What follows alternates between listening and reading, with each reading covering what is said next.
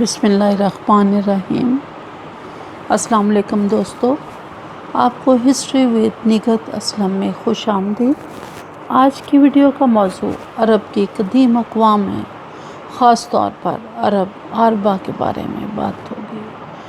اس video کو دیکھنے کے بعد آپ عرب عربہ کے بارے میں آپ کو مکمل معلومات ملیں گی۔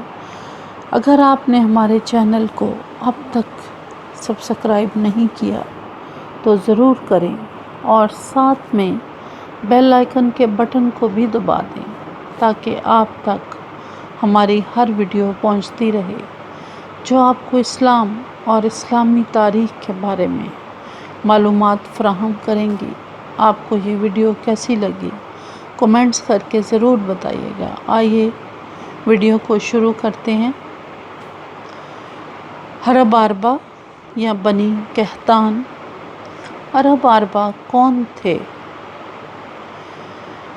عذاب الہی کے نتیجے میں عاد و ثمود کی تباہی کے بعد جب عرب کے یہ قدیم باشندے ختم ہو گئے تو ان کے بعد حضرت نوح علیہ السلام کے بیٹے سام کی نسل عرب میں آباد ہو گئی، جو سام کے بیٹے قحطان کے نام پر بنو قحطان کہلائے۔ انہیں عرب عربہ کہا جاتا ہے۔ سام کی وجہ سے ان کو سامی النسل بھی کہا جاتا ہے۔ ان کا اصل وطن یمن تھا، مگر آبادی میں اضافے کی وجہ سے ان کی کچھ شاخیں شمالی، مشرقی اور وسطی عرب میں بھی جا کر آباد ہو گئی تھیں۔ یہ لوگ ترقی یافتہ اور متمدن تھے۔